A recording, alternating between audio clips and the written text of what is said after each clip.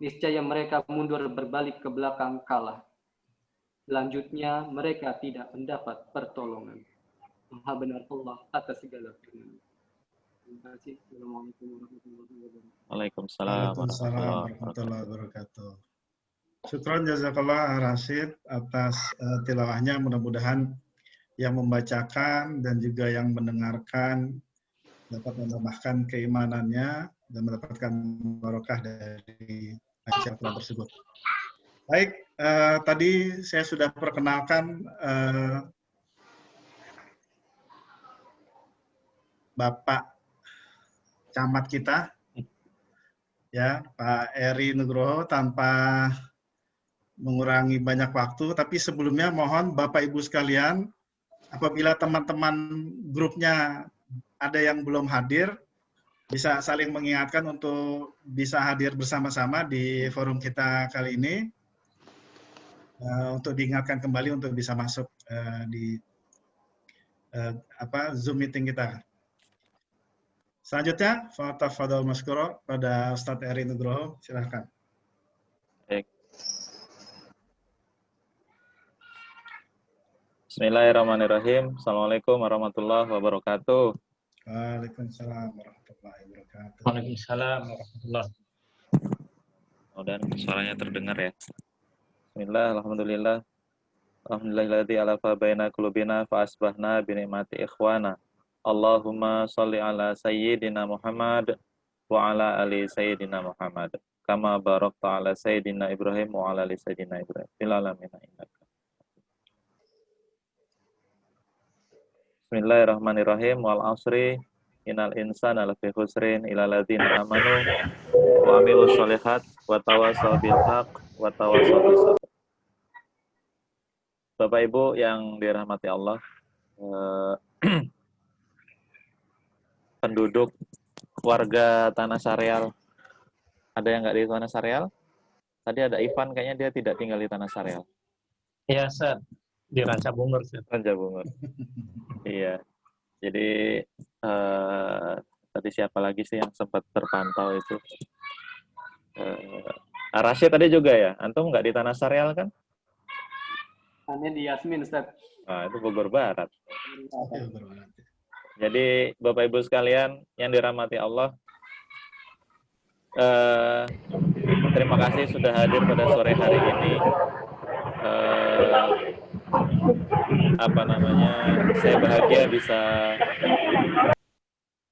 Saya bahagia bisa turut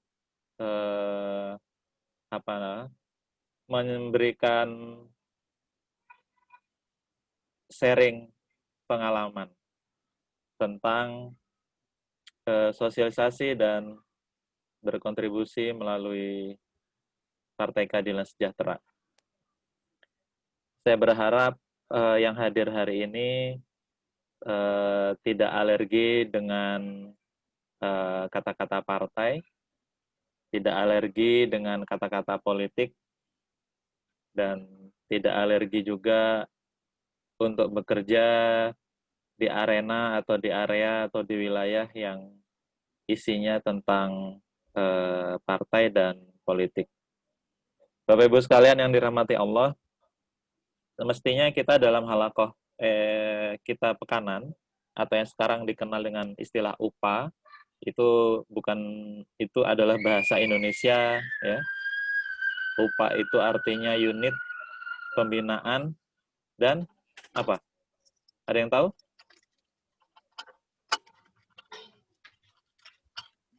Unit pembinaan dan apa? Sudah pernah disosialisasikan belum di grup masing-masing? Ya, jadi nanti ini tugas pertama buat Bapak dan Ibu sekalian yang sore hari ini ikut, mencari kepanjangan dari UPA. UPA itu P-nya 2, UPPA.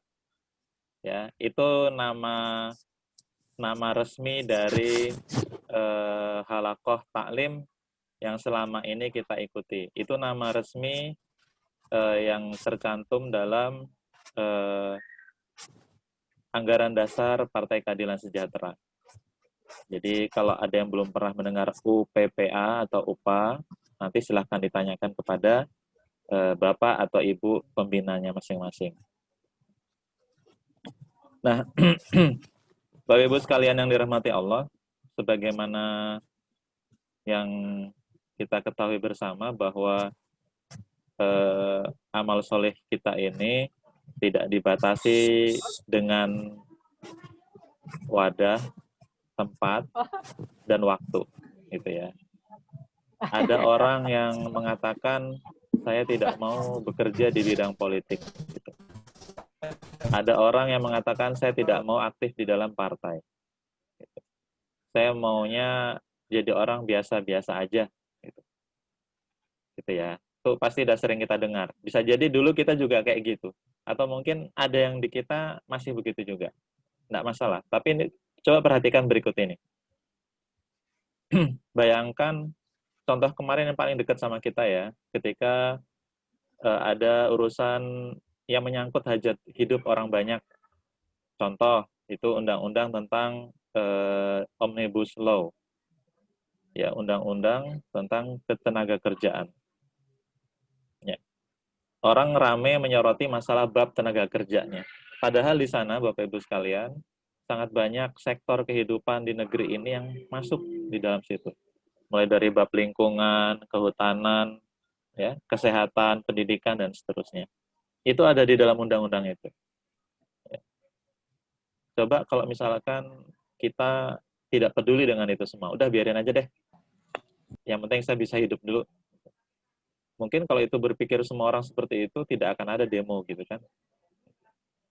Tetapi karena ada sebagian orang yang peduli dengan hajat hidup orang banyak, yang mereka sudah tahu resikonya akan menimpa diri mereka semua, ya, maka ada demo itu sebagai wujud perhatian, sebagai wujud kritis. Ya. Ya, gitu. Kemudian berikutnya tentang BPJS misalkan, yang paling kita rasakan deh dalam kehidupan sehari-hari.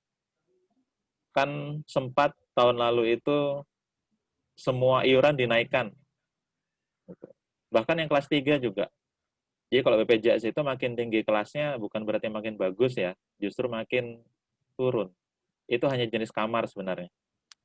Nah, semua kelas dinaikkan, kelas 1, kelas 2, kelas 3.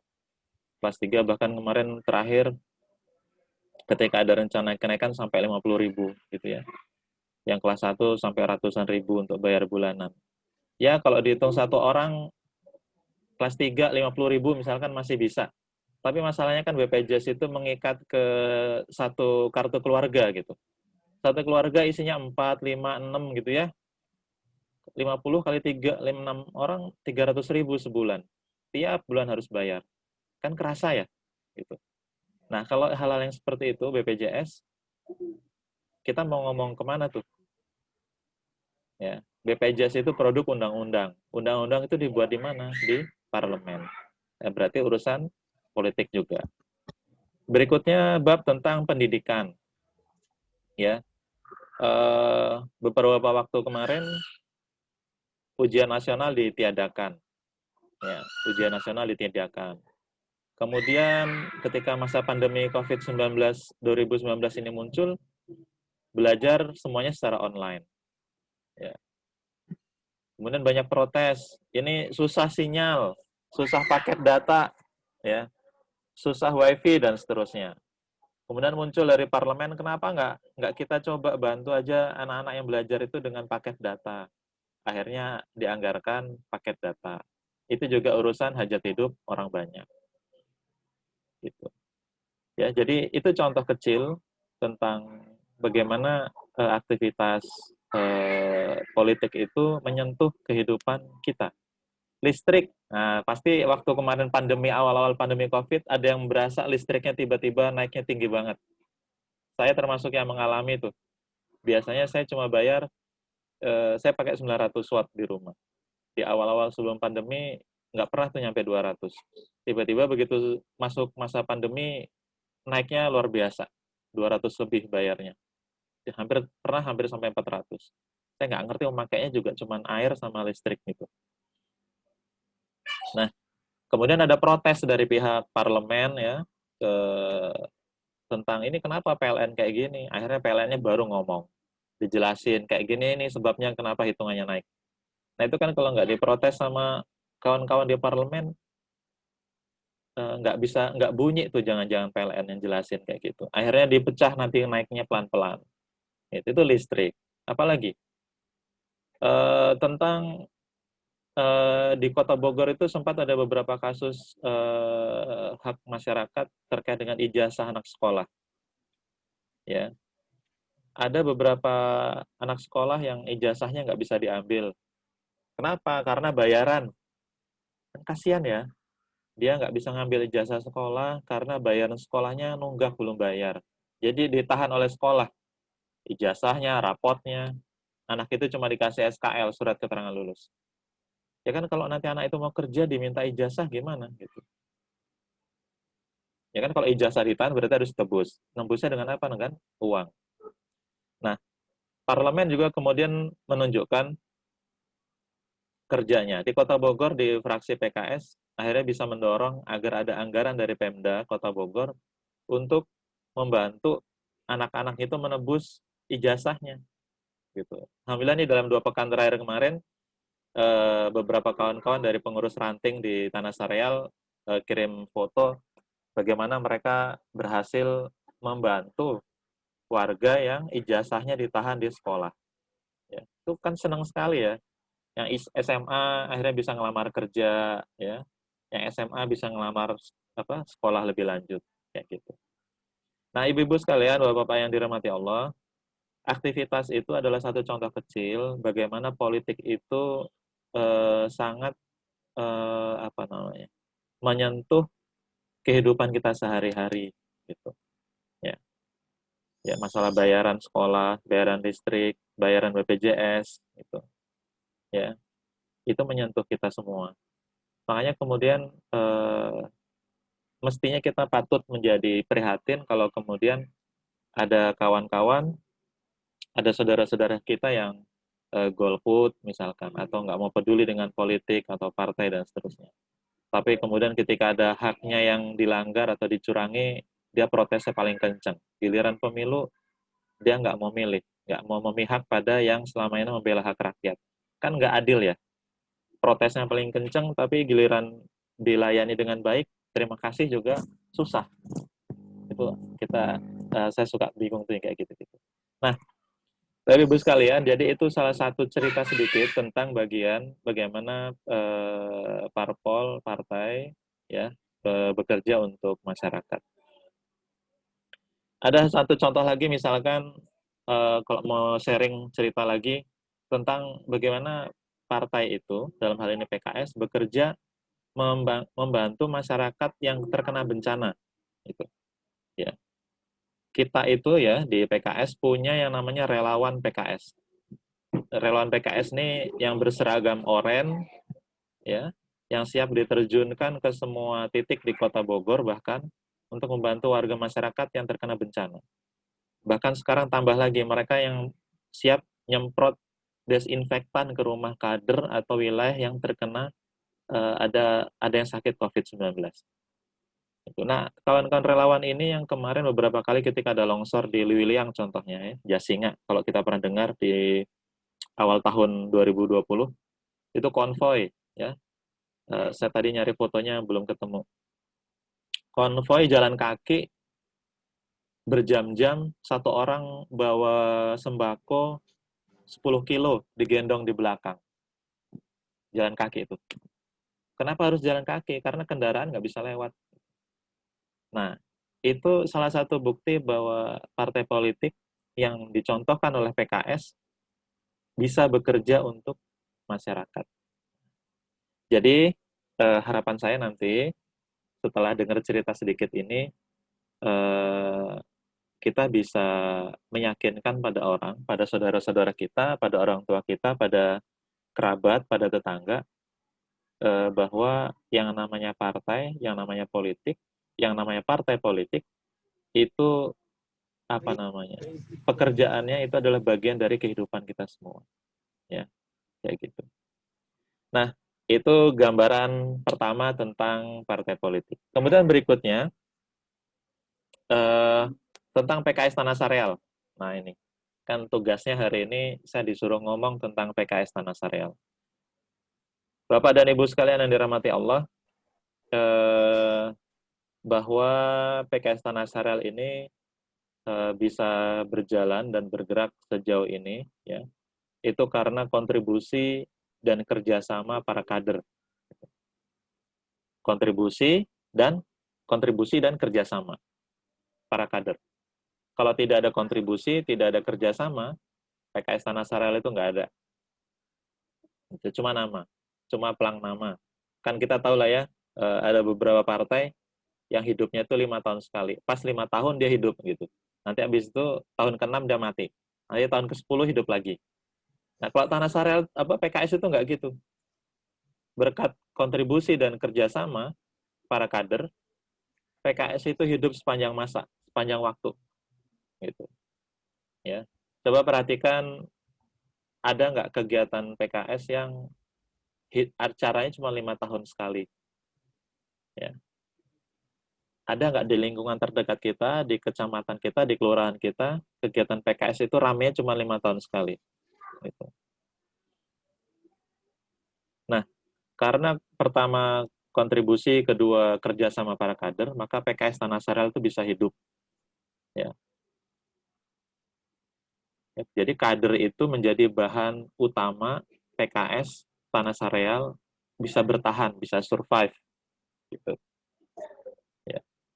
Contohnya tadi kawan-kawan yang bekerja di relawan PKS itu, yang ada di RPKS, relawan PKS Tanah Sareal, itu merupakan kader-kader PKS tuh. Coba kalau nggak ada mereka, lembaga ini mau menggaji orang, itu duitnya dari mana coba? Namanya relawan itu kan jarang dibayar, syukur, nggak dibayar ya udah gitu. Ya. Jadi sekali lagi saya tekankan, PKS Tanah Sareal ini ada karena dua hal. Pertama kontribusi, yang kedua kerjasama para kader. Nah, untuk itulah Bapak Ibu sekalian, saya masuk ke bagian berikutnya. Lalu bagaimana sebenarnya kontribusi dan kerjasama para kader itu bisa diwujudkan, gitu ya? Apakah semuanya harus berseragam sama seperti saya kayak gini, kemeja, kuning, putih, hitam, untuk kemudian bisa disebut sebagai kontributor atau sebagai kader yang berkontribusi? Gitu. Apakah saya atau Bapak Ibu harus menjadi seorang pengurus partai dulu untuk bisa berkontribusi? Ya. Jawabannya yang enggak. Saya pakai baju ini pertama karena saya harus ngisi acara ini, kemudian kedua ya karena saya sekarang jadi pengurus. Kalau sebelumnya saya jarang pakai baju ini. Gitu. Nah, Bapak Ibu sekalian yang dirahmati Allah, sebelum nanti kita sampai pada kesimpulan apa yang bisa kita lakukan, saya mau cerita dikit tentang dua hal yang tadi saya sampaikan, kontribusi dan kerjasama. Jadi Bapak Ibu sekalian yang dirahmati Allah, bukan tanpa alasan saya sampaikan dua hal itu.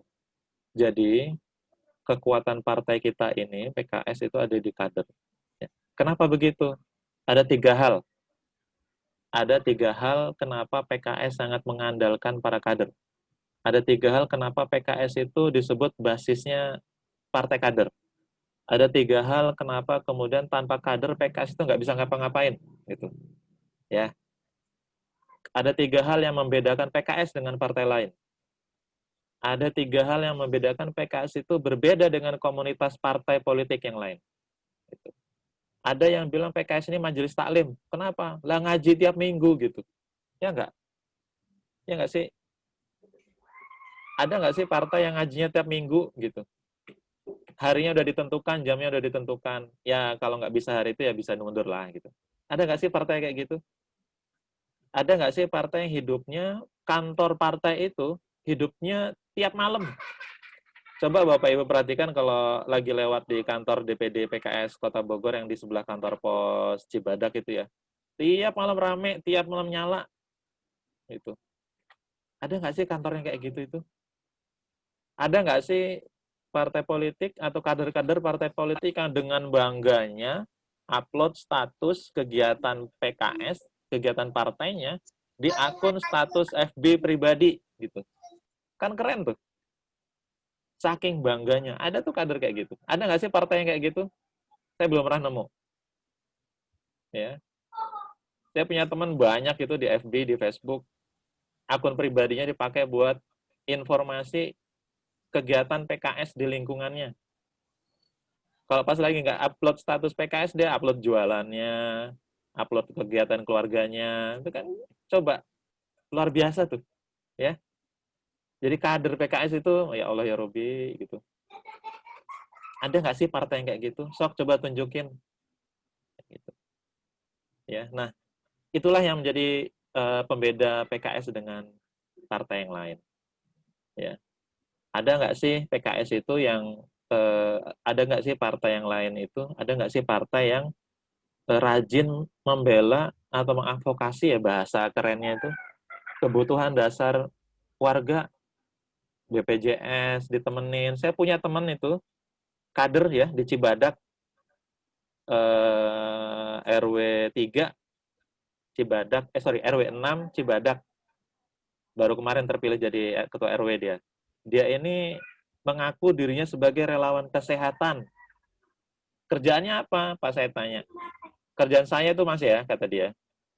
Kalau ada warga yang sakit, saya kawal dia ke rumah sakit. Terus ngapain? Pulang? Enggak. Saya harus bantu dia sampai dia dapat kamar, dapat dokter, dan BPJS-nya bisa dipakai. Sampai segitunya? Iya, sampai segitunya. Nanti dia mau pulang, saya kawal lagi. Kalau bisa gratis pakai BPJS. Kalau nggak bisa, saya cari bantuan siapa yang bisa bantu. Coba tuh. Itu kader kayak gitu tuh ya. Kawan-kawan sekalian, Bapak Ibu yang dirahmati Allah. Itu ada di PKS tuh, banyak tuh. Bantuin orang. Nah, itu yang membuat PKS itu berbeda dengan yang lain. Dan relawan tadi, saya nanya, ente dibayar berapa sih? Pak, dia ketawa. Alhamdulillah Pak, kalau ayah membayar Pak, kata dia. Saya dikasih rokok sama kopi juga ada seneng, yang penting warga terlayani dengan baik. Itu ya, Bapak Ibu sekalian. Jadi kalau orang mau minta tolong itu ya minta tolongnya sama kader PKS tuh ya benar-benar banget deh pokoknya. Gitu.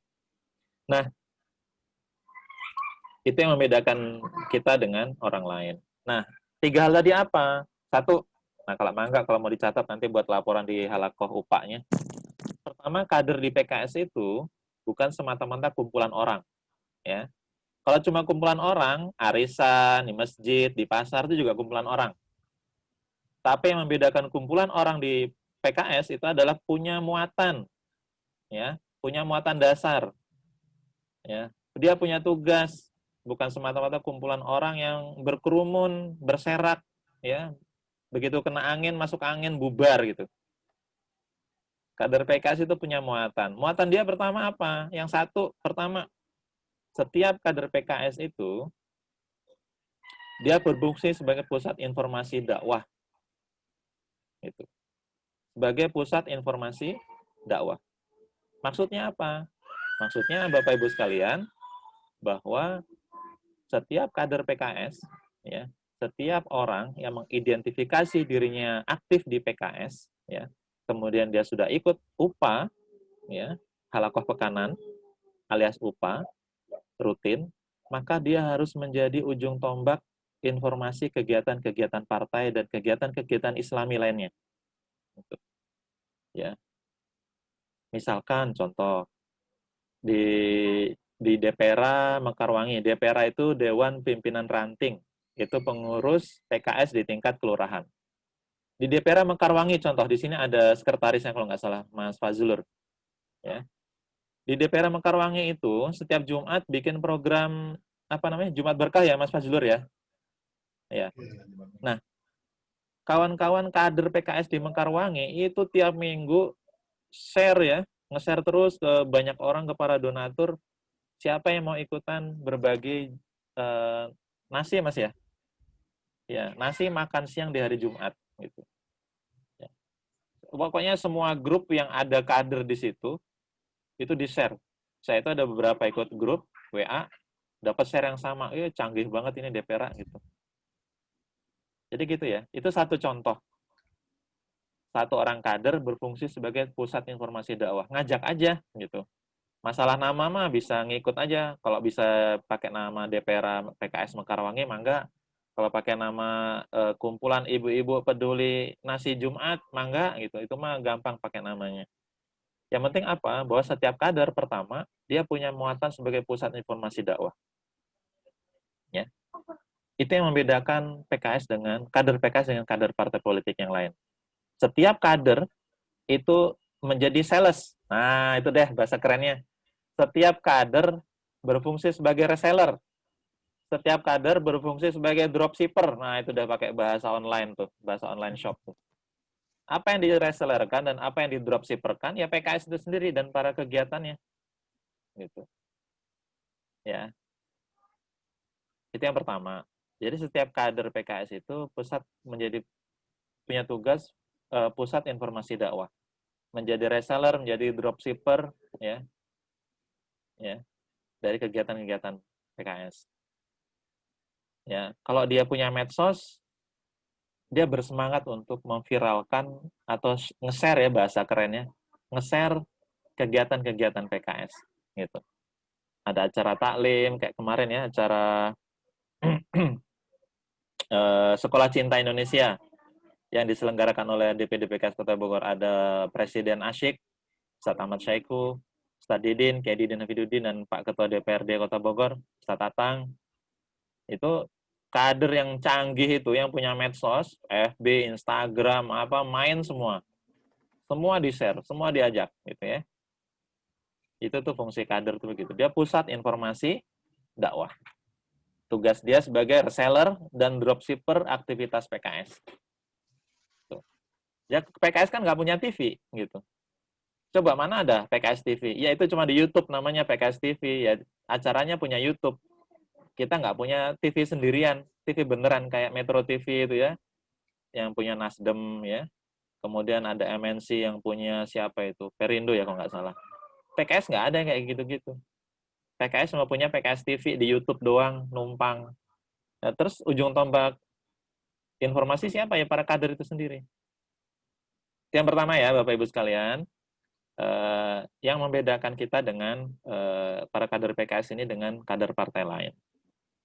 Ya, yang kedua, catatan kita yang kedua adalah setiap kader, ya, setiap kader itu berfungsi sebagai pengacara. Tuh keren kan? Sebagai pengacara, sebagai advokat. Maksudnya apa? Kan kalau jadi pengacara, jadi advokat itu dibayar. Gitu. Lah kalau setiap kader berfungsi sebagai pengacara atau sebagai advokat, apa juga dibayar? Ya kayak tadi yang saya sampaikan kata relawan itu. Kalau dibayar malah alhamdulillah, atau dibayar gak naon-naon gitu ya. Seperti itu. Maksudnya apa sebagai advokat? Jadi Bapak Ibu sekalian, kita ini ada di masyarakat, kita punya tetangga kan. Kata Rasulullah itu, tetangga kita itu adalah orang yang ada 40 orang yang ada di sekitar rumah kita, depan, belakang, kanan, kiri gitu. Pokoknya sesuai arah mata angin gitu ya. Jadi itu yang disebut tetangga kita. Lalu apa fungsi advokasi kita? Kita berfungsi sebagai advokat, pengacara, advokasi hak-hak warga yang tidak bisa dipenuhi oleh orang lain. Pertama yang paling gampang, yang paling sering dicari itu apa? Ambulan. Gitu. Pak Eri, bisa nggak bantu saya untuk cari ambulan, untuk bawa atau jemput keluarga dari rumah sakit, atau mau ke rumah sakit? Alhamdulillah kita punya ambulan sendiri. Ya, punya ambulan sendiri. Baik yang atas nama DPD, PKS, maupun atas nama PKS Tanah Sareal. Gitu. Mayar temayar. Gitu. PKS, ambulan PKS mah gratis. Hari-hari bayar kumaha, mangga sok gitu. Kalau nggak bisa bayar ya udah jalan aja, yang penting pokoknya pasien selamat sampai ke tujuan, baik ke rumah sakit maupun pulang. Bisa nggak ambulan buat antar jenazah? Oh bisa gitu. Gitu. Nah, kadang kebutuhan cari ambulan itu hampir di setiap warga itu butuh. Nah, disitulah letak penting kader PKS menyimpan nomor ambulan PKS gitu. Jadi ketika ada warga di RT-nya atau di masjidnya atau di RW, iya kumaha ya jenazah mawa ke pemakaman. Tiasa tadi digendong, ya Allah ya Robi gitu. Tiasa tadi dibawa nganggo motor, ya Robbana. Aya mobil tuh, gitunya. Taya mobil, angkot, taya angkot. Gitu. tak aya duitna, gitu ya, seperti itu. Sok lah, tiba-tiba ada kader PKS di situ datang jeng jeng jeng, upami aya butuh ambulan, sok mangga nganggo ambulan PKS, ya gratis temayar, abdi nu nanggung gitu. Oh masya Allah gitu ya. Si bapak nanggung bayar ambulan, mohon abdi nu nanggung. Hahaha gitu. Padahal tadi bayar ku DPD, DPC gitunya. Seperti itu. Jadi, itu satu contoh kecil. Bentuk advokasi. Yang kedua, ya advokasi ambulan. Mangga nanti, karena ini mumpung forumnya bagus, nanti kita minimal harus punya nomor ambulan PKS Tanah Sareal. Setiap yang hadir hari ini harus mencatat. Nanti saya share di PowerPoint yang saya kirim belakangan ya. Yang kedua, Bapak Ibu sekalian, contoh advokasi adalah masalah BPJS. Nah, kalau ada BPJS ini pasti masalah sensitif. Kumaha sensitif nah, gitunya. Bisa jadi pertama kita sudah punya BPJS tapi nonaktif gitu. Ya, kenapa nonaktif? Tetiasa mayar na Pak gitu. Kunaon tetiasa mayar? Abdi tos temayar 2 tahun. Abdi tos temayar 3 tahun. Dendana kan gede, Pak, gitu. Seperti itu. Nah, Bapak Ibu sekalian, ini yang perlu saya sampaikan. Penting nih. Jadi, ada kebijakan pemerintah dalam sebuah Perpu, Peraturan Pemerintah Pengganti Undang-Undang tahun 2020 ya, terbitnya pas masa pandemi ini, itu mengatakan begini. Bagi warga yang BPJS-nya tidak aktif, mohon diperhatikan ya, nanti biar kita punya bekal informasi kepada buat diri kita, buat keluarga maupun buat tetangga kita. Bagi warga negara Indonesia yang BPJS-nya tidak aktif, terutama karena terkait adanya tunggakan tagihan BPJS, mereka bisa mengaktifkan kembali BPJS dengan cara yang mudah. Satu, kalau misalkan tunggakannya 2 tahun atau 3 tahun, itu berarti berapa bulan tuh? 24 bulan sampai 36 bulan. Maka, kata peraturan pemerintah itu, sok mangga dibayarkan heula 6 bulan, tagihan 6 bulan. 6 bulan we pokoknya dia dibayar heula, hiji. Kedua, plus bulan berjalan ayeuna. Upami bulan November sama ayeunanya, berarti nanti bulan November 1 plus 6 bulan yang kemarin. Berarti ada 7 bulan yang kita bayar. Gitu. Dah itu aja dulu yang minimal dibayarkan. Kemudian kumaha, sok insya Allah kartu BPJS-na bisa aktif. Terus gimana yang bulan-bulan kemarin kalau dia ada 24 bulan, 36 bulan gitu, dibayar gitunya. Nah, kata pemerintah, dalam peraturan pemerintah pengganti undang-undang itu disebutkan, sisa tunggakan itu bisa dibayar dengan cara dicicil. Gitu. Ya. Dicicil. Yang penting mah aya nama BPJS aktif heula. Gitunya. Kumaha carana eta dibayar sebulan, sebulan berjalan, berarti misalkan November teh bayar November heula. Plus yang kedua 6 bulan yang kemarin, 6 bulan kapengker gitu. Ya, jadi ada 7 bulan uang yang harus kita keluarkan untuk mengaktifkan BPJS kita. Nah, yang kedua, nah ini penting nih. Yang kedua, kalau kemudian kita, keluarga kita, atau kader kita ini secara permanen tidak sanggup membayar cicilan berikutnya, apa yang harus kita lakukan? Ada tetangga kita misalkan sudah dibantu untuk bisa bayar 7 bulan tadi. Ya. Tapi dia kemudian memang secara ekonomi tidak bisa melunasi cicilannya gitu. Baik karena kena PHK, dia buruh harian yang tidak dapat kerjaan lagi dan seterusnya. Ya. Terus gimana caranya itu? Ada cara kreatif berikutnya. Ini halal, toyib, dan secara undang-undang dilegalkan. Gimana? Orang-orang yang secara ekonomi tidak mampu melunasi cicilan tagihan BPJS-nya setelah dilunasi yang 7 bulan itu, mangga sok diajukan sebagai BPJS PBI, PBI, ya. Jadi BPJS PBI itu artinya BPJS yang dibayarin sama APBD, sama anggaran pemerintah dan belanja daerah gitu. Jadi dia tidak bayar sendiri. Dia dibayarkan oleh anggaran belanja daerah Kota Bogor gitu. BPJS PBI namanya. Itu gimana caranya? Nah, caranya memang ini harus didampingi, makanya sebagai kader ini harus ngerti nih. BPJS PBI itu caranya adalah pertama harus yakin bahwa orang yang mau kita bantu advokasi untuk punya BPJS PBI itu KTP-nya harus Kota Bogor. Gitunya KTP-nya harus Kota Bogor heula. Arek dibantu tapi KTP Jawa. Aduh, tetiasa eta mah. Gitu. Ya, KTP harus diyakinkan dia harus KTP Kota Bogor. Itu yang pertama syarat wajib. Yang kedua, kudu aya surat keterangan ti RT RW jeung kelurahan bahwa dia tidak mampu. Gitunya. Bahasa populer mah di surat eta SKTM, surat keterangan tidak mampu. Eta kudu aya gitu. Nah, setelah punya KTP, punya SKTM, terus punya BPJS yang sudah diaktifkan, nah itu syaratnya harus diaktifkan dulu. Kalau mau ngurus PBI tadi,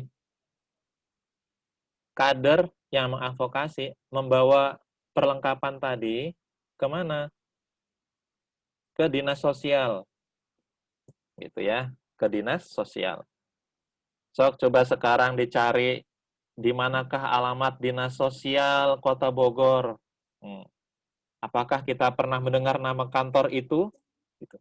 Apakah kita pernah mendengar kantor itu dan pernah mendengar tugas-tugasnya? Sebagai kader PKS, sudah saatnya kita harus tahu kantor itu ada di mana. Gitu. Kantor Dinas Sosial Kota Bogor itu ada di Merdeka, ya. Kalau kita dari arah Kedung Waringin ya, dari Jalan Johar, terus nanti lewat Balitro ya. Saya berangkatnya dari arah DPD nih ya.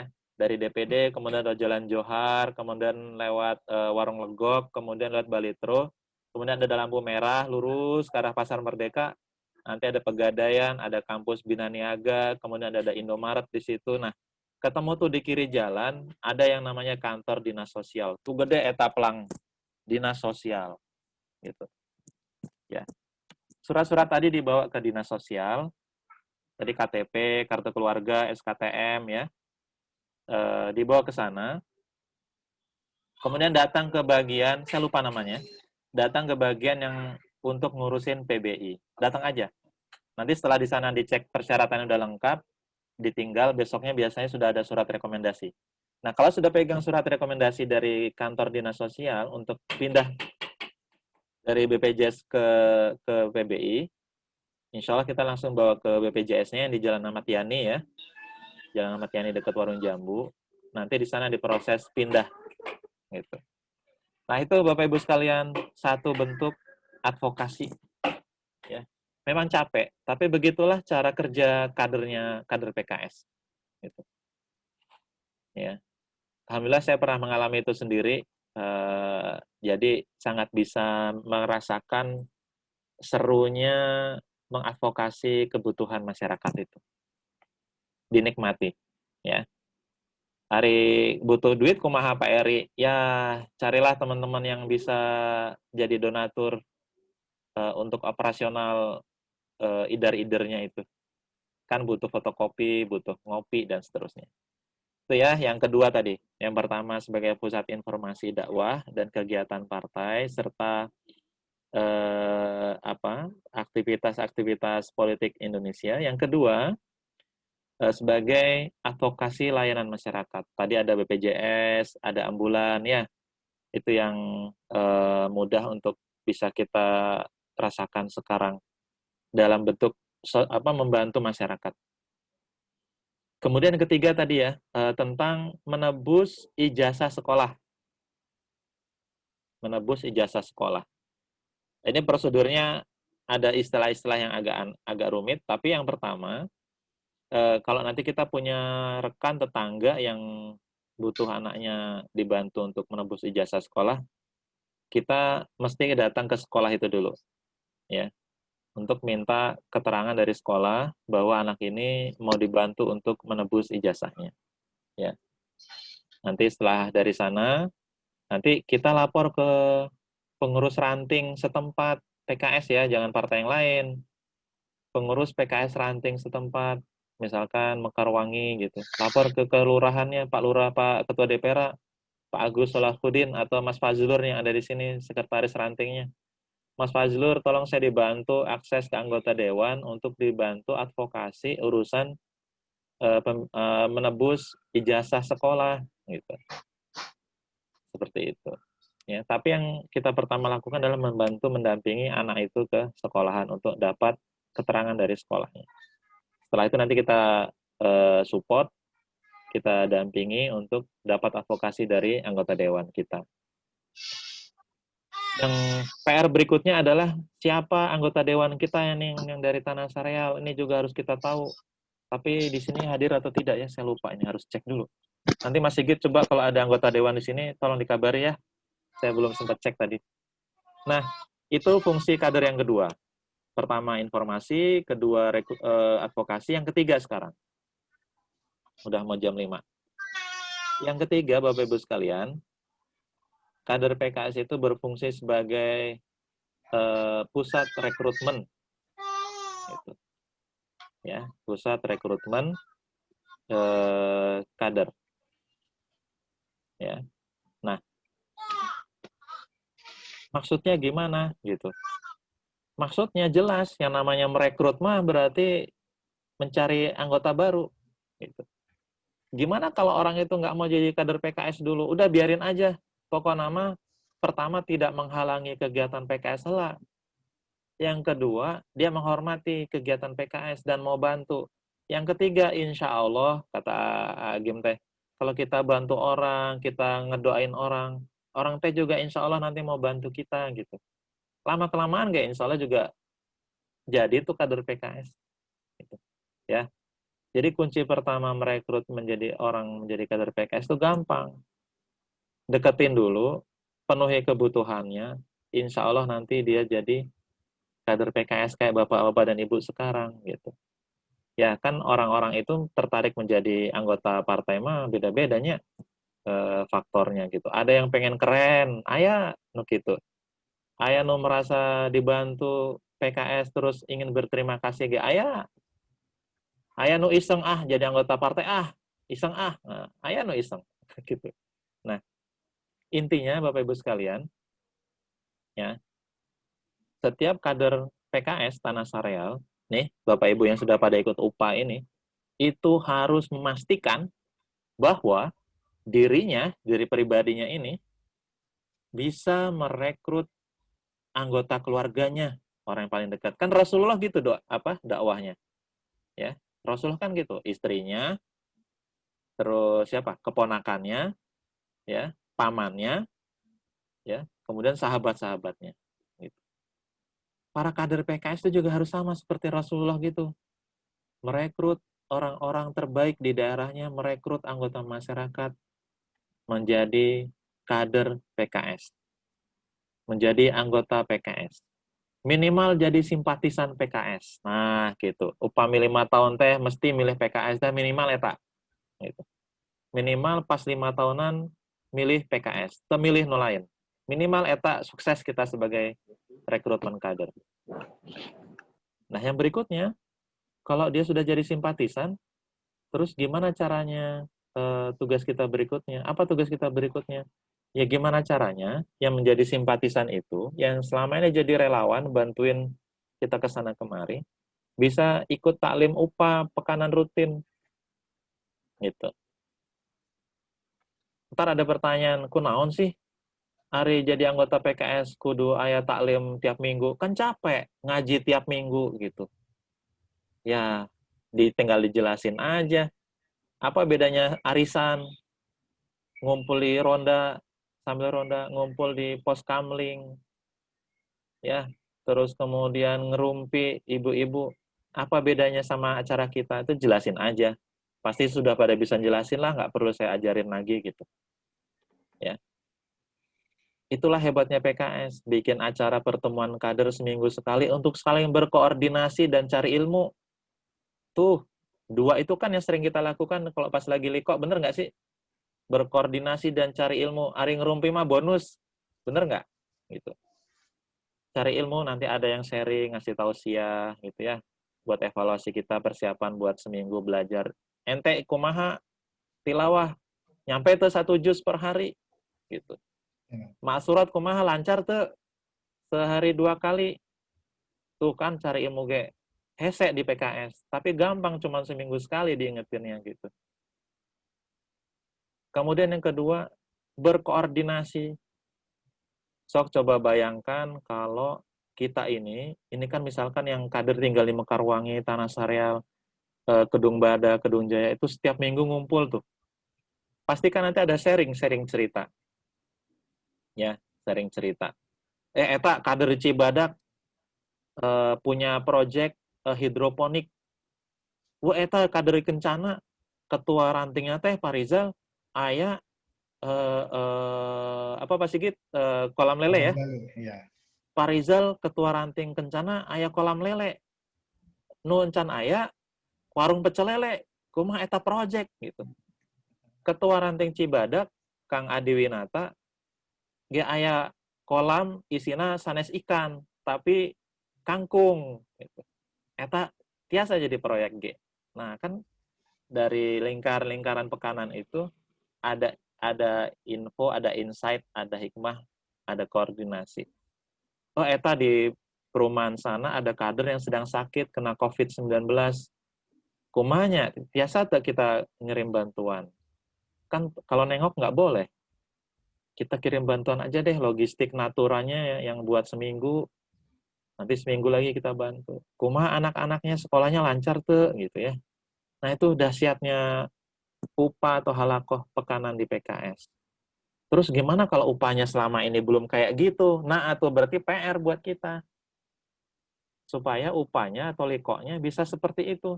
Bisa kerasa membantu saudaranya, bisa nambah ilmu, bisa saling koordinasi.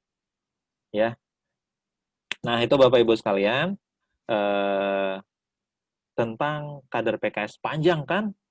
Tapi ini mah hari sekolah Cinta Indonesia butuh 4 jam. Saya mah butuh 50 menit gitu.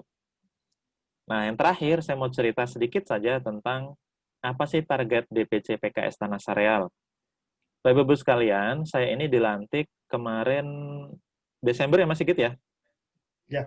Nah, kita ini saya, Mas Sigit, dan Mas Ali Mustafa, Bendahara DPC, itu dilantik Desember 2019. Jadi masih baru hari bayi mah tak acan setahun gitu. Ya. Nah, apa sih target kita? Target kita sederhana. Ya. Gimana caranya kita ini PKS Tanah Sareal punya pengurus PKS sampai ke tingkat RT gitu. Jadi sekian ratus RT yang ada di Tanah Sareal, kita kepengen ada pengurusnya gitu. Ya susah-susah gampang gitu ya. Susah-susah gampang, kalau di sinetron mah gampang-gampang susah gitu. Kalau ini susah-susah gampang. Gitu. Yang kedua, kita pengen bisa meningkatkan lagi layanan kita kepada masyarakat. Ya, kita pengen bisa banyak kader-kader kita ini bantu advokasi kebutuhan masyarakat. Ambulan, bantuin advokasi BPJS. Ini yang sekarang lagi rame nih. Misalkan kayak rumah tidak layak huni, ya ada rumah tetangga kita di kampung yang mau roboh, atau bahkan rumah kader sendiri nih, yang berdirinya aja nggak bisa siku-siku tuh dindingnya gitu. Jadi gimana caranya kita sesama kader bisa bantuin dia? Kan gitu ya. Nah, itu PKS mah nggak susah-susah lah target gitu ya. Gitu. Nah, yang tertinggi, target kita besar nanti, kita mau nambah, gimana caranya bisa nambah kursi anggota dewan kita di parlemen. Ya. Kan selama ini baru ada 2 ya, yang hasil pemilihan kemarin, Ustadz Karnain dan Ustadz Muaz. Cuman ada 2 kursi. Ari Tanah Sareal mah kudu mah 5 kursi. Gitunya, PKS kudu mah 5 kursi dari PKS Tanah Sareal. Kenapa demikian? supaya pelayanannya lebih meningkat lagi. Kelurahan di Tanah Serel itu ada 11 Bapak-bapak, Ibu-ibu. Anggota dewannya cuma 2 PKS. Kan susah mau bantuin biar cepet. Bayangkanlah kalau seandainya ada 5 anggota dewan. Eta nunjuk-nunjuk mah gampang gitunya. Nah, itu yang ketiga terakhir, tadi target pertama kita tadi membentuk struktur sampai RT, yang kedua meningkatkan advokasi layanan publik, yang ketiga target kita merekrut kader. Nah, ini nyambung kan sama tugas setiap kader tadi, merekrut kader. Ya, jadi simpatisan heula gitunya. Terus lama-lama nanti udah baik, udah bisa interaksi lebih intens, nanti jadi kader. Perlu proses gitu. Namanya juga manusia ya. Dia punya hati, punya perasaan, punya kepala, punya pikiran gitu. Perlu bertahap. Nah, demikian Bapak-bapak Ibu-ibu sekalian, tepat saya sampai tadi 45 menit bicara.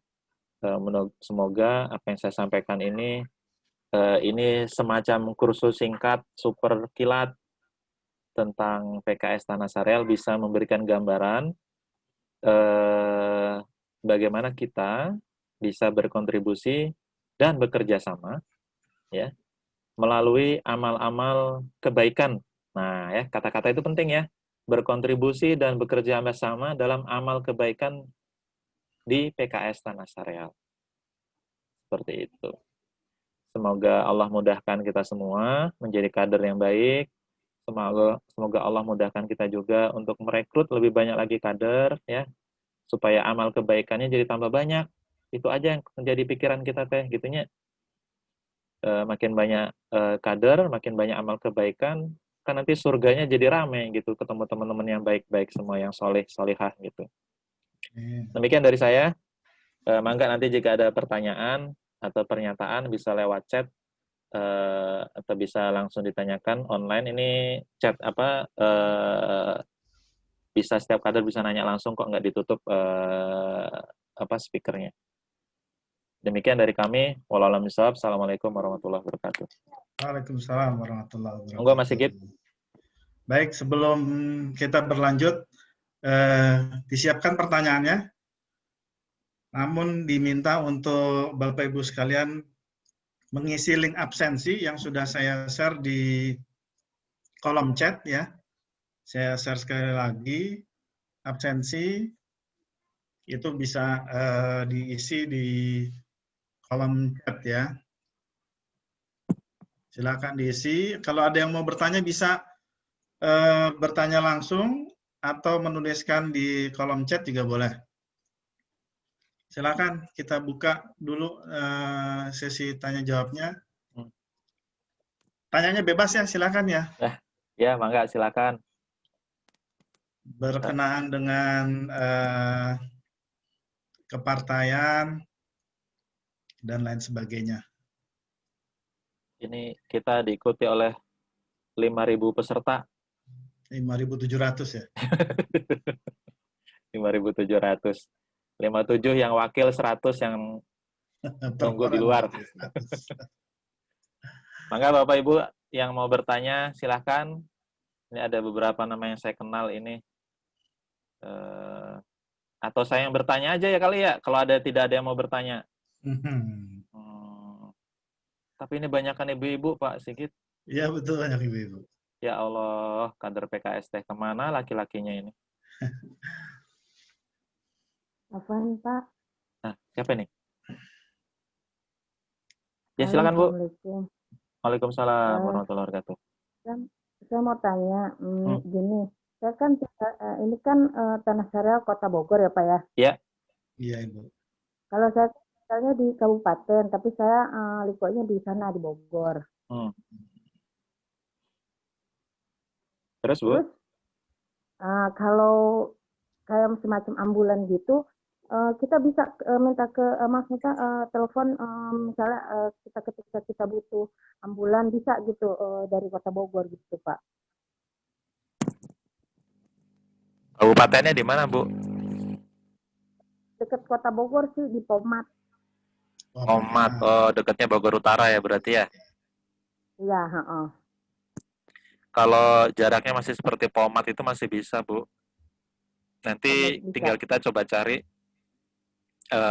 kader di Bogor Utara yang bisa bantu untuk info ambulan Oh, gitu. itu.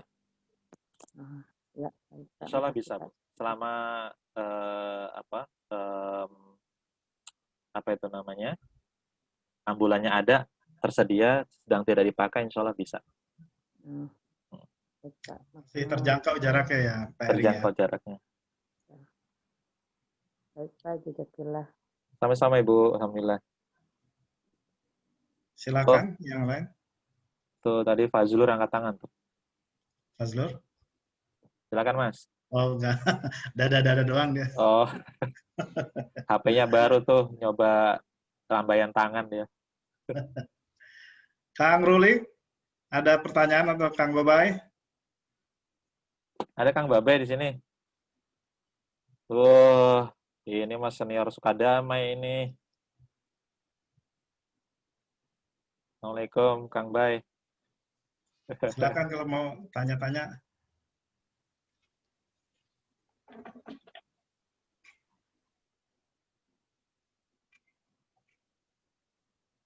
Baik.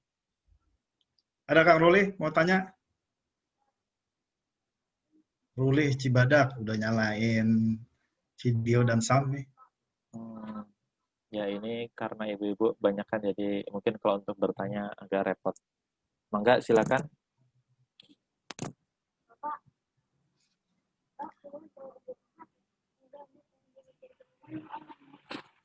Assalamualaikum, Pak Eri. Waalaikumsalam. Saya Ida dari Kayu Manis. Oh, Ada yang mana mau ya? saya tanyakan. Ya Bu. Ya, saya mau tanya. Kebetulan warga kami kemarin ada satu orang yang kakaknya itu istrinya sudah BPJS PBI dengan anaknya. Nah, suaminya itu belum, dan dia belum terdaftar sebagai BPJS berbayar juga. Nah, biar suaminya itu BPJS PBI harus daftar mandiri dulu atau bisa langsung ke jalur BPJS PBI ya? Dia harus punya BPJS Mandiri dulu, Bu. Daftarnya langsung online atau langsung ke BPJS ya? Harusnya lewat online bisa. Itu kan aplikasinya bisa di-download di handphone ya. Nanti kalau sudah punya akun, dia tinggal masukkan nomor kakaknya. Nanti di online BPJS itu keluar tuh nama kartu keluarga yang seharusnya punya BPJS. Nanti kalau belum punya, berarti harus punya dulu. Ya, berikutnya baru nanti ngurus PBI. Gitu. Baik, terima kasih. Mangga, silakan. Ya. Assalamualaikum Pak, saya mau izin bertanya. Mana ini? Saya nggak lihat soalnya. Bu Zulfa. Oh iya, mangga Ibu. Iya, Bapak punten saya simpatisan kali ya, simpatisan PKS. Yang ingin saya tanyakan, mungkin pertanyaan ini sudah ada jawabannya kalau di kalangan kader, cuma saya belum tahu. Apa bentuk bantuan dari PKS bagi warga Tanah Sarial yang yang terkena COVID, Pak? Maksudnya bantuan realnya itu kayak apa, dan koordinasi untuk bisa mendapatkan bantuan dari PKS Tanah Sarial itu bagaimana? Terima kasih, Pak. Assalamualaikum. Waalaikumsalam. Tadi Ibu siapa namanya? Bu Zulfa? Iya. Bu Zulfa tinggal di kelurahan mana, Bu?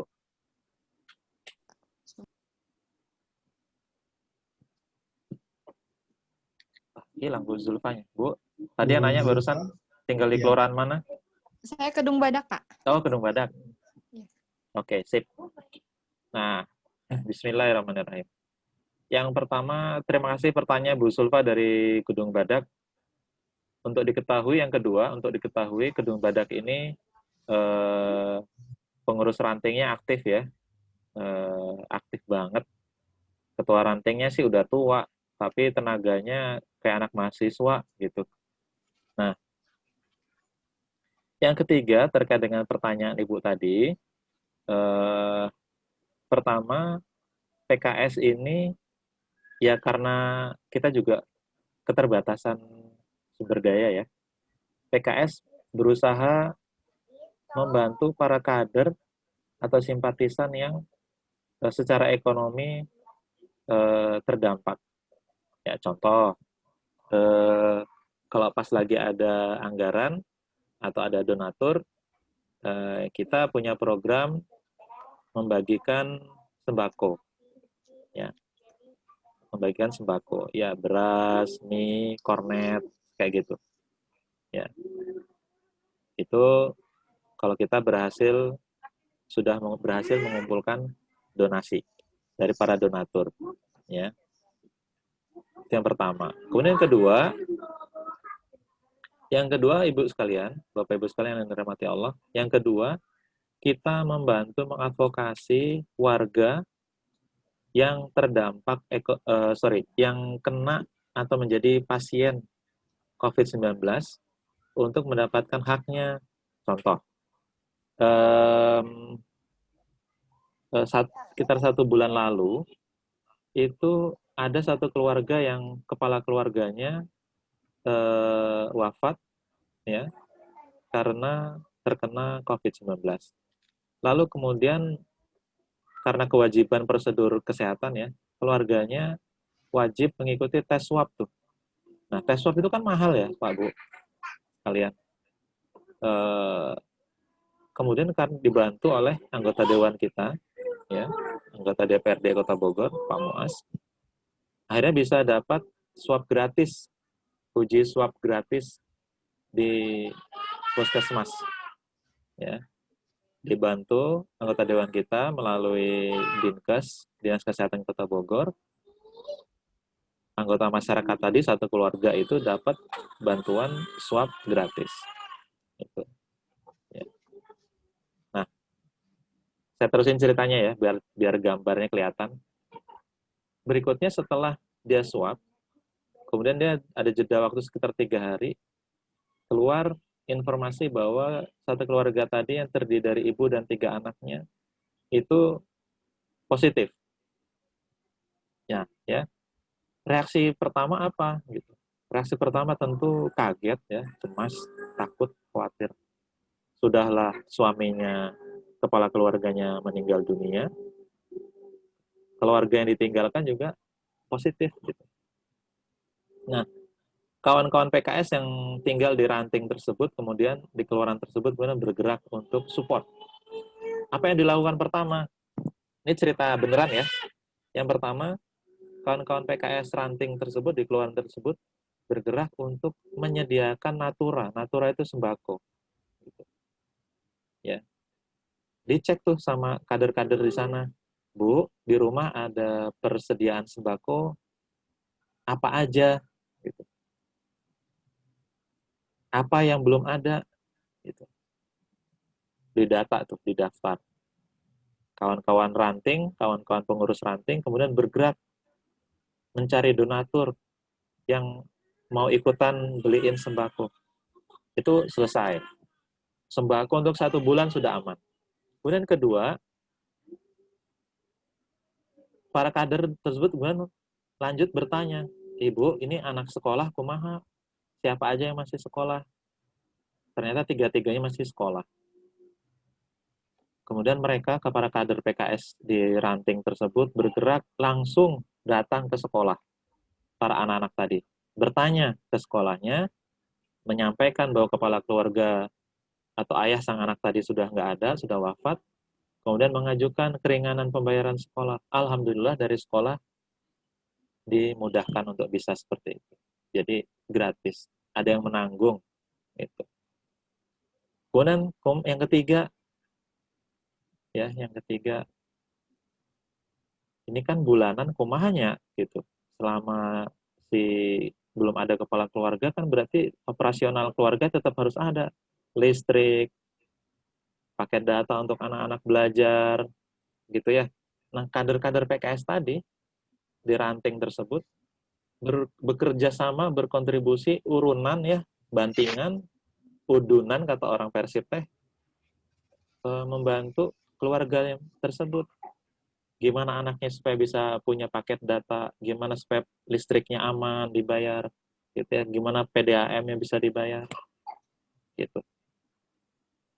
Ya, itu satu contoh ya Bu Zulfa dan Bapak Ibu sekalian, bagaimana kader-kader PKS berusaha membantu meringankan orang-orang yang terkena dampak langsung maupun tidak langsung COVID-19. Gitu. Ya. Demikian barangkali bisa jadi gambaran. Memang skalanya belum bisa luas gitu ya. Ya karena ya berapa sih PKS ini nggak punya APBD gitu, yang punya APBD kan pemerintah. Nah itulah ketika ada satu ruang yang PKS tidak bisa lakukan, advokasi oleh anggota dewan, nanti dari pemerintah yang bantu. Nah, gitu Bu Zulfa dan Bapak-Bapak sekalian. Bapak Ibu sekalian maksudnya. Demikian barangkali. Ada yang lagi yang mau ditanyakan? Pak, terima kasih untuk penjelasannya. Ya. Apa namanya? Saya sedikit memperhatikan itu tentang kondisi kalau di kampung. Kalau misalnya di daerah perumahan, apa yang Bapak sampaikan itu mungkin insya Allah bisa terlaksana dengan baik. Ya. Kalau di perkampungan biasanya perasaan untuk udunan itu masih perlu ditumbuhkan. Malahan ada yang saya lihat, ini mungkin pandangan sederhana saya, orang yang positif, tetangga yang positif itu bukannya dibantu tapi malah dijauhkan. Nah, yang saya ingin tanyakan itu kira-kira dari PKS apa yang bisa dilakukan untuk menumbuhkan rasa udunan seperti yang sudah ditumbuhkan di kalangan kader PKS. Terima kasih, Pak. Ya Bu, wah ini pertanyaannya bagus banget. Saya juga langsung mengalami hal ini, tapi bukan pada diri saya. Saya dapat cerita langsung dari kader yang mengalami ini. Bahkan ada satu kampung itu sampai yang sakit, ya, COVID-19, orangnya ngeyel, yang pasien ini ngeyel, akhirnya rumahnya digembok tuh sama warga, supaya orang itu nggak keluyuran keluar rumah.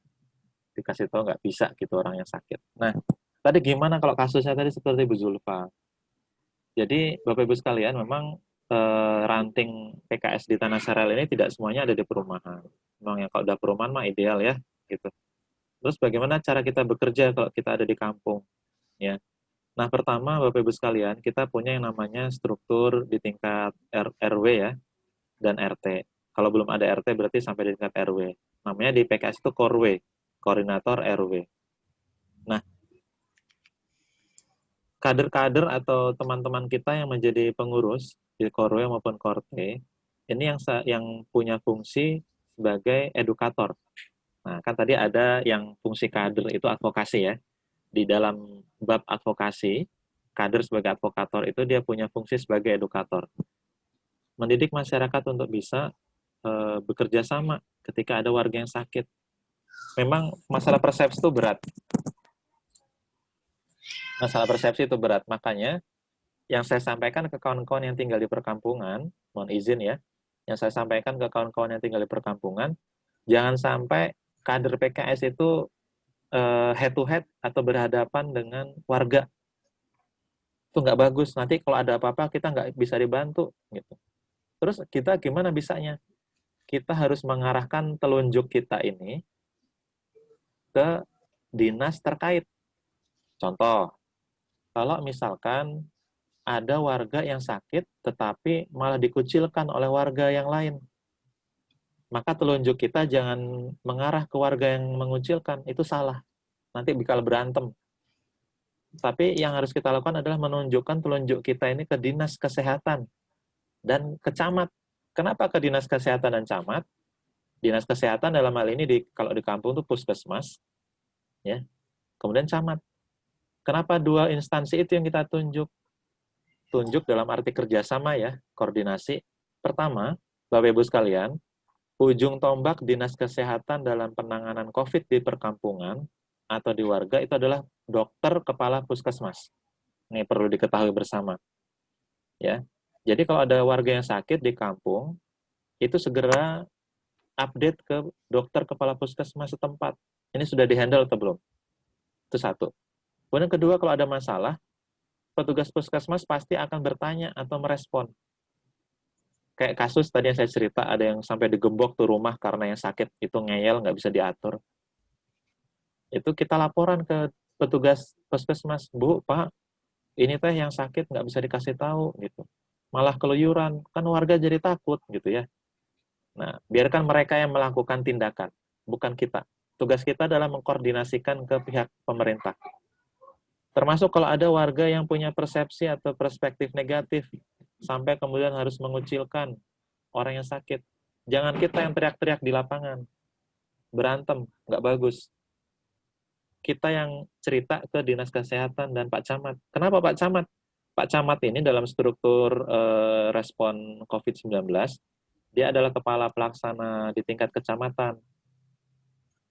Jadi kita lapor ke puskesmas, Pak, Bu, ini warga teh mengucilkan yang sakit, kumaha ya teh, biasa dibantuan tuh, sosialisasi atau kumaha gitu, kumpulkan di RT, di RW.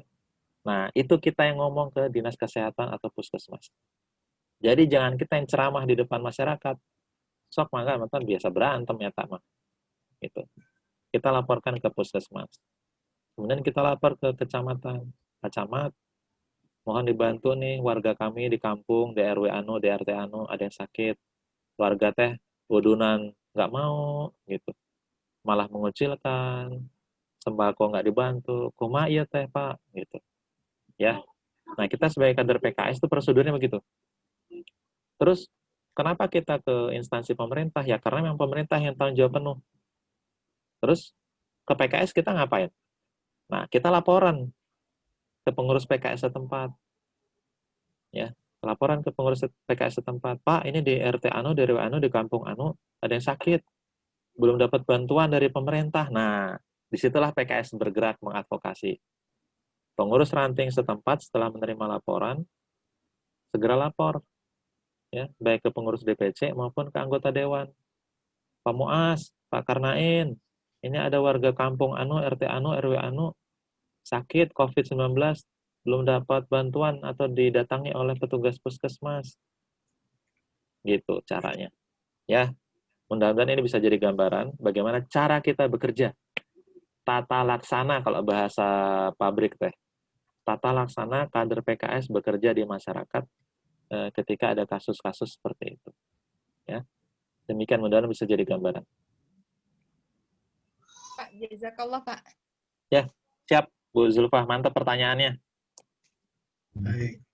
Terima kasih Bu Zulfa, clear sekali ya tadi informasi dari Pak Eri mengenai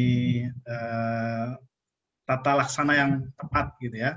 Karena kalau kita juga salah mengambil sikap atau tindakan, jadi kita yang keblunder gitu ya. Nampaknya waktunya sudah mendekati menjelang waktu kita masuk maghrib. Kita cukupkan dulu untuk pertemuan kali ini. Mangga. Baru online. Baru online. Siapa itu? Bang Zai baru online. Ada satu lagi katanya Pak Sigit, nggak apa-apa deh. Oh ya, sudah satu lagi ya. Terakhir, silakan. Dari mana? Siapa yang mau tanya tadi? Satu lagi, Bu Herta. Tanya dong, Pak. Ya. Saya boleh nanya, Pak. Assalamualaikum warahmatullahi wabarakatuh. Waalaikumsalam warahmatullahi wabarakatuh. Pak Lanjut, Ustaz, Bu. saya ini kader Posyandu di Mekarwangi. Oke, mantap. Kader Posyandu di Mekarwangi, Pak. Kami mengalami sedikit dilema mengenai vaksin dari COVID. Pada pertengahan bulan lalu, kami disuruh mendata warga tentang kesediaan untuk divaksin COVID. Gitu. Pada kenyataannya, ketika kami muter komplek, ternyata mereka takut. Gitu. Jadi kami minta namanya nggak dikasih, minta nomor telepon, bahkan nomor BPJS gitu. Sementara kami ini namanya tugas Pak ya dari puskesmas harus dijalankan. Terus kami bilang sama Ibu Bidan, Bu maaf warga kami takut gitu. Mereka nggak mau memberi data gitu. Ya udah nggak apa-apa kalau nggak mau ngasih data minta aja ke Pak RT. Bukan begitu masalahnya Ibu, tapi khawatir dengan vaksin itu sendiri. Karena kan kita belum tahu tuh Pak Ustadz, mudorotnya sama maslahatnya bagaimana gitu kan. Udah gitu, ketika kita ngasih data ke Ibu Bidan, udah nih selesai. Terus Bu Bidan bilang begini, Pak, kalau ada warga yang tidak mau didata, berarti dia nggak ikut vaksin. Nanti dia bisa kena denda 5 juta per orang. Gitu. Jadi artinya kami selaku kader Posyandu merasa dilema. Kami dihadapkan dengan warga dengan kondisi COVID ini gimana ya? Kalau dihadapkan ke kita sendiri selaku kader, mau nggak divaksin? Terus terang kami nggak mau, karena kami belum berani gitu. Belum tahu detail vaksin itu baik atau enggaknya. Jadi di sini saya mau bertanya, bagaimana reaksi PKS menghadapi hal ini dalam artian untuk mengurangi galau dan gundah gulananya kader Posyandu gitu, Pak Ustadz. Iya. Itu aja Pak Ustadz ya, jazakallah. Sami-sami Bu Herta, makasih banyak. Ya, kalau gitu gantian saya gundah gulana dan galau ini. Iya. Aduh, ngeri juga ya. Saya baru tahu tuh kalau ada denda 5 juta itu. Kalau untuk cara kerjanya, saya nggak bisa komen ya. Karena itu kan masuk ke wilayah kerja, tata kerja instansi pemerintah. Sebagai saran, ini saran ya, pendapat pribadi, bukan pendapatnya PKS. Mungkin kita perlu mencari informasi lebih lanjut lagi, lebih jelas lagi tentang bab vaksinasi COVID-19 ini.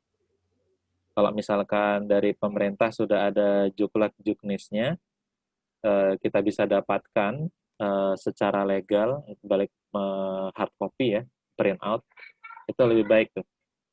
Kenapa demikian? Karena kadang sikap ketakutan warga ya itu karena ketidaktahuan gitu, ya nggak sih? Orang takut naik pesawat karena takut jatuh gitu.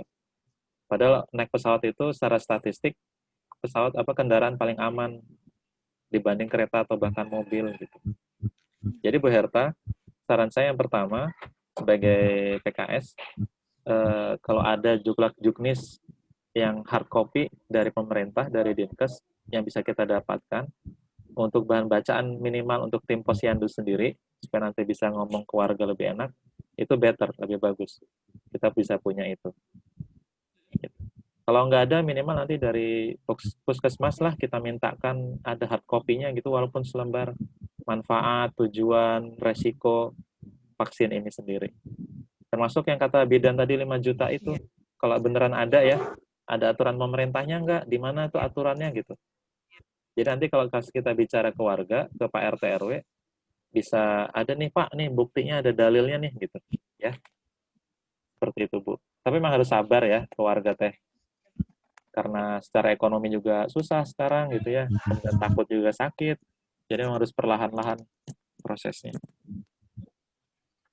Wallahualam bishawab. Baik, Pak. Ya, sabar ya Bu Herta ya. Baik, terima kasih Bu Herta. Mungkin juga bisa dibantu nanti diteruskan ke anggota Dewan kita ya untuk bisa mendapatkan informasi lebih terkini berkenaan dengan pemberian vaksin tersebut gitu ya. Baik, jazakumullah khair buat Bapak Ibu sekalian yang telah hadir di acara wawasan di Kecamatan Tanah Sareal. Kita cukupkan, jangan lupa untuk mengisi link absensi pertemuan hari ini. Kita cukupkan untuk sama-sama kita membaca istighfar 3 kali, hamdalah dan ya. Bapak-bapak, ibu-ibu yang perlu nomor saya itu di kolom chat ada nomor saya, bisa aktif WA. Kalau misalkan nanti ada yang perlu dibantu, direspon, mangga silakan disimpan nomornya. Nomor WA aja nggak apa-apa. Ya, nomor hotline itu 24 jam ini nampaknya nomor hotline. Ya, kalau pas lagi sinyalnya ada. Baik, silakan dicatat, dimanfaatkan. Nomor 0816 1345 127. Ini nomor langsung ke Pak Eri langsung ya. Nggak ada admin kan? Nggak ada admin itu. Direct itu, direct. Jadi nggak enak ada Bang Jai. Baik, Kita cukupkan. Sekali lagi kita tutup dengan membaca istighfar 3 kali, hamdalah dan doa penutup majelis. Astagfirullahaladzim, astagfirullahaladzim. Alhamdulillah rabbil alamin. Subhanakallahumma bihamdika asyhadu an la ilaha illa anta astaghfiruka wa atubu ilaik.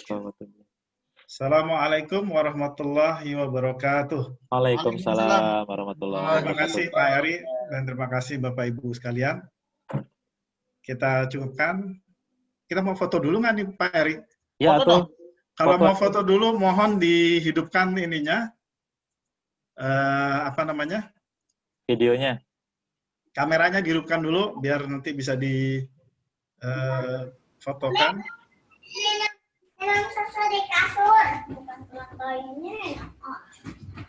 Mangga senyum termanis lah. Ya Mas Sigit yang ambil ya. Ya. Sekali lagi.